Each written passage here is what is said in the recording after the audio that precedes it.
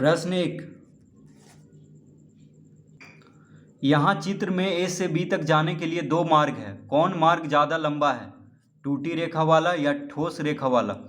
तो देखिए ए से बी तक जाने में यहाँ पे दो मार्ग है, एक है टूटी रेखा वाला और एक है ठोस रेखा वाला। तो यहाँ पे वर्ग बना हुआ है, देखिए ढेर सारा वर्ग बना हुआ है। तो वर्ग में क्या होता है, सभी भुजा बराबर होता है। तो यहाँ पे देखिए सभी वर्ग है, एक जैसा वर्ग है, तो सबका भुजा बराबर होगा।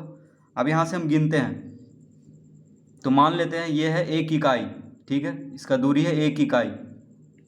ये जो छोटा वर्ग है इसका भुजा है 1 इकाई, ये हम मान लेते हैं। तो देखिए 1 इकाई और ये हो गया 1 इकाई, यानी 1 2 3 4 5 6 7 8 9 10 11 12 इकाई हुआ।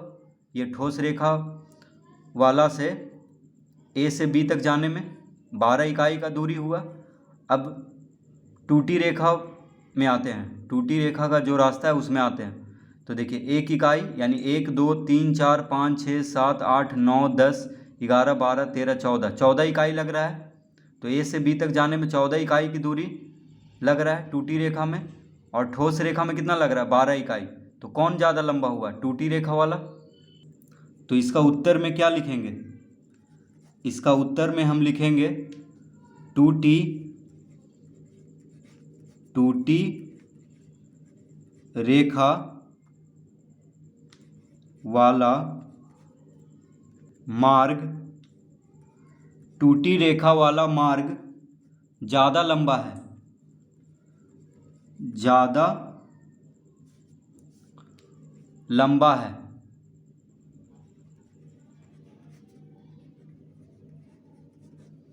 टूटी रेखा वाला मार्ग ज़्यादा लंबा है, क्योंकि हम गिन करके देख लिए हैं कौन ज़्यादा लंबा है। प्रश्न 2, नीचे की आकृति में 4 बिंदुएं हैं, ए से बी तक जाने के 5 रास्ते हैं, 3 रास्ते दिखाए गए हैं, 2 अन्य रास्तों को आप दिखाएं। तो पहले हम इसका चित्र बना लेते हैं, ठीक है, पहले हम इसका चित्र बना लेते हैं।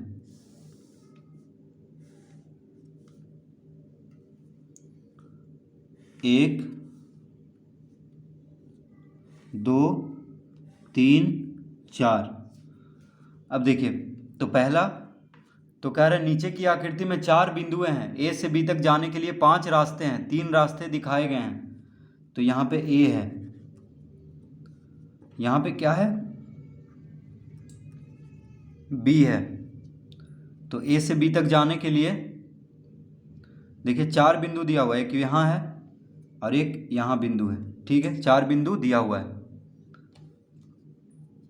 अब ए से बी तक जाना है, तो ये तो दिया हुआ है, यहाँ से यहाँ गया है और फिर यहाँ से बी तक आया है, ठीक है, इस तरह से ये तो दिया हुआ है। ए से बी इस तरह से आ रहा है यहाँ पे। अब यहाँ पे ए है, दूसरा में कैसे गया है, यहाँ पे है बी,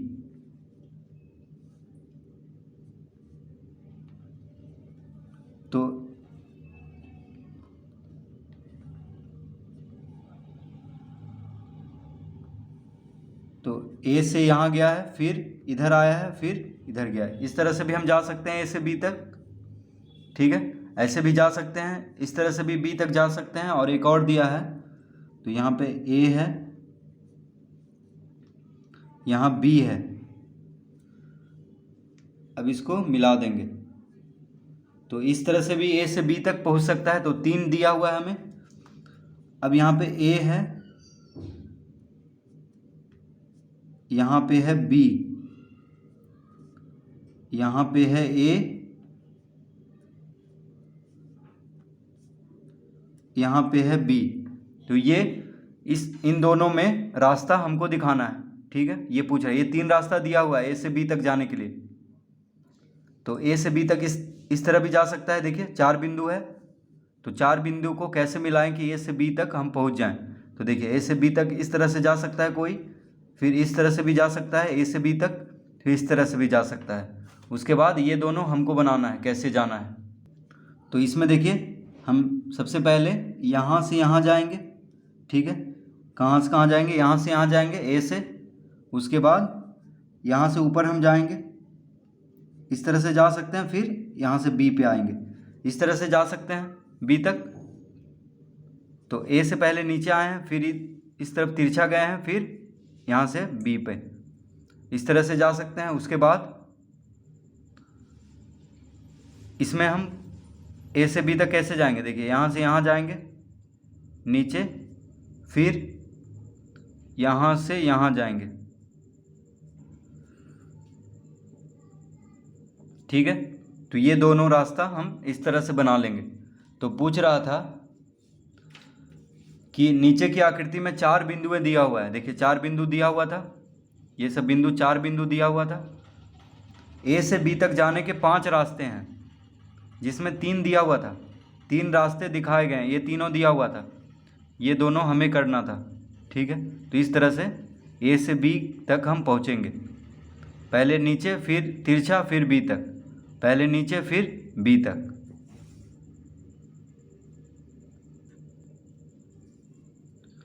प्रश्न 3, डिवाइडर से माप कर ऊपर अंकित आकृतियों का परिमाप ज्ञात करें। प्रश्न 3 का पहला, डिवाइडर से माप कर, तो पहले हम आकृति को बना लेते हैं।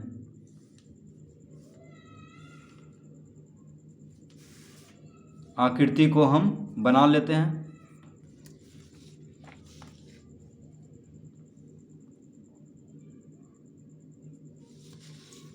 तो इस तरह से आकृति बना हुआ है।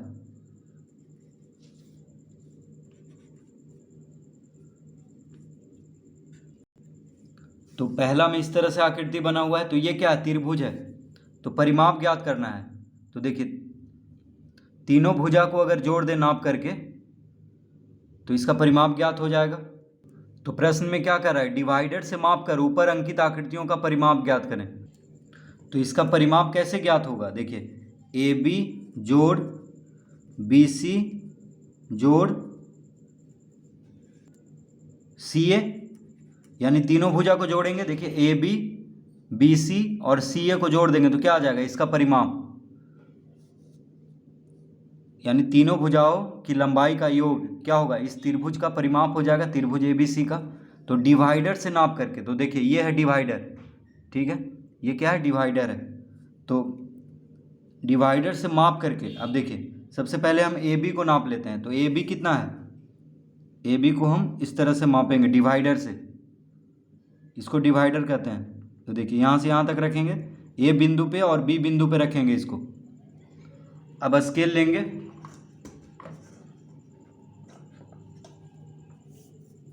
तो सबसे पहले हम क्या किए हैं, ए बी को माप लिए हैं इस तरह से, ए बिंदु और बी बिंदु पे रख करके। उसके बाद स्केल लेंगे और देखिए इस तरह रखेंगे इस पे।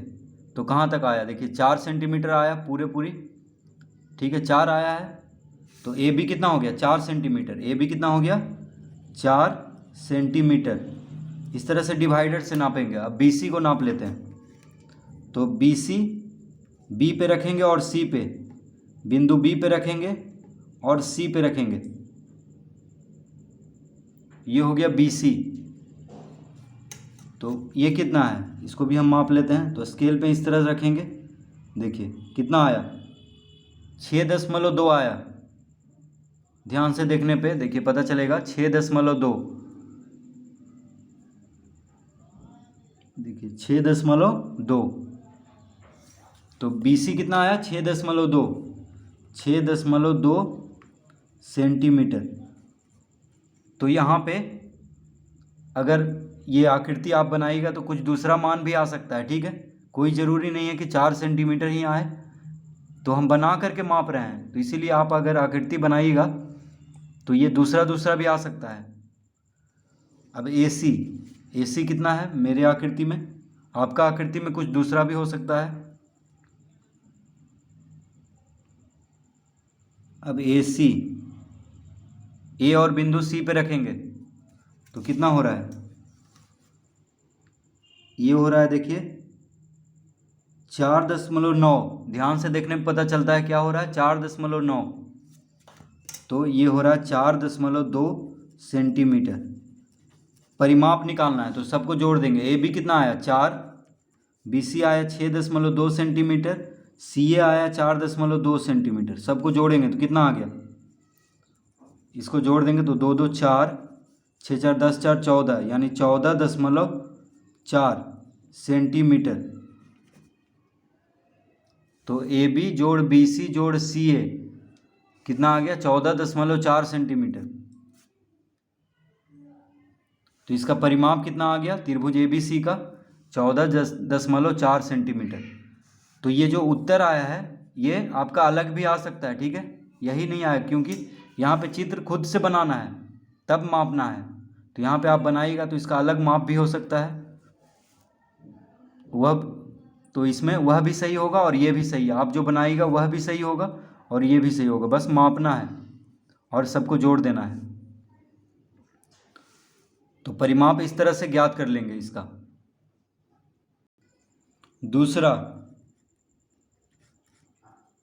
दूसरा आकृति इस तरह से बना हुआ है।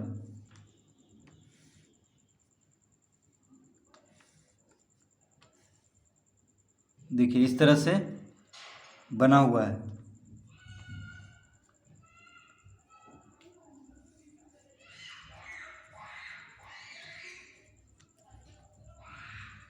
तो ये है पी क्यू आर एस।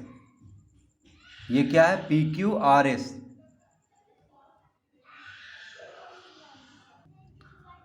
तो पी क्यू आर एस क्या है, एक चतुर्भुज है। देखिए 4 भुजा है इसमें, ठीक है, क्या है 4 भुजा है। तो इसका परिमाप ज्ञात करना है डिवाइडर से माप करके। तो इसका परिमाप क्या होगा, तो इसका परिमाप होगा पी क्यू जोड़ क्यू आर जोड़ आर एस जोड़ एस पी। तो पी क्यू जोड़ क्यू आर जोड़ आर एस जोड़ एस पी, यानी चारों भुजा को जोड़ देंगे तो इसका परिमाप ज्ञात हो जाएगा इस चतुर्भुज पी क्यू आर एस का। पी क्यू जोड़ क्यू आर जोड़ आर एस जोड़ एस पी। तो पी क्यू कितना है, ये कैसे मापेंगे, तो डिवाइडर से मापेंगे। देखिए डिवाइडर से ही मापना है। तो ये है डिवाइडर, तो पी पे रखेंगे, बिंदु पी पे रखेंगे और क्यू पे इस तरह से, देखिए ठीक है, बिंदु पी पे और क्यू पे रखेंगे। उसके बाद स्केल लेंगे और इस तरह से माप लेंगे। तो ये कितना है, फिर से इसको नाप लेते हैं बढ़िया से। बिंदु पी पे रखना है और क्यू पे। तो ये कितना है, देखिए 5 सेंटीमीटर आया, पूरा पूरी क्या आया 5 सेंटीमीटर। तो पी क्यू कितना है 5 सेंटीमीटर, इसको हम माप लिए हैं। अब क्यू आर को नाप लेते हैं। तो बिंदु क्यू पे रखेंगे और बिंदु आर पे रखेंगे इस तरह से डिवाइडर को। अब हम स्केल से इस तरह से नाप लेंगे। तो कितना आ रहा है, देखिए 2.7 आ रहा है, 2.7। ध्यान से देखने पे क्या आ रहा है 2.7। तो क्यू आर कितना हो गया 2.7 सेंटीमीटर। अब आर एस को माप लेते हैं।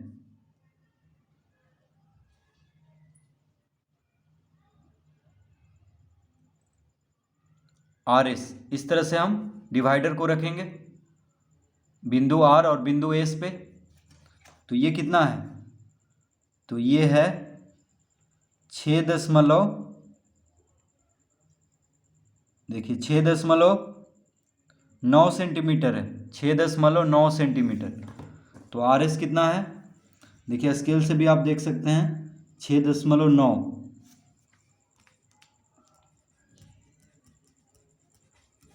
6.9 सेंटीमीटर। पी एस कितना है, तो फिर से हम डिवाइडर को पी पे रखेंगे और एस पे, बिंदु पी पे और एस पे इस तरह से रखेंगे। अब स्केल में देख लेते हैं कितना हो रहा है। तो ये है देखिए पूरी 3 सेंटीमीटर आया।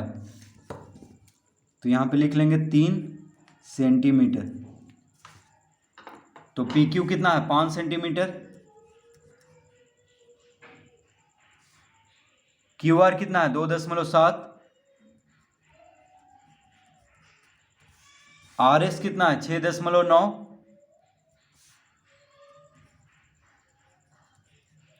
एस पी कितना है 3। तो इसको जोड़ देंगे तो कितना आ जाएगा 5। पी क्यू है 5 सेंटीमीटर, क्यू आर है 2.7 सेंटीमीटर, आर एस है 6.9 सेंटीमीटर और एस पी है 3 सेंटीमीटर। अब सबको जोड़ देते हैं। तो पहले दशमलव वाला जुटेगा तो 9 7 16, हाथ में रहा 1, 3 1 4, 6 4 10, 10 2 12, 12 5 17, कितना आ गया 17.6 सेंटीमीटर। फिर से देखिए 9 7 16, पहले दशमलव वाला जोड़ेंगे, 9 7 16, हाथ में रहा 1, अभी इधर वाला 6 3 9, 9 2 11, 11 5 16, 16 1 17, यानी 17.6 सेंटीमीटर हो जाएगा इसका परिमाप। तो ये उत्तर आपका दूसरा भी आ सकता है, दूसरा आएगा क्योंकि आप जो चित्र बनाइएगा कोई ज़रूरी नहीं है कि ये सब माप जो हम लिए हैं, जो मेरा आया वही हो आपका भी, ठीक है। तो इसका उत्तर अलग आएगा अगर आप बनाइएगा तो, क्योंकि चित्र बना करके हम नापे हैं, ठीक है, चित्र बना करके हम मापे हैं। उसी तरह आप भी चित्र बनाइएगा तो ये सब माप हो सकता है अलग अलग आए, तो इसका उत्तर भी अलग आएगा। तो इस तरह से परिमाप ज्ञात करते हैं डिवाइडर का प्रयोग करके।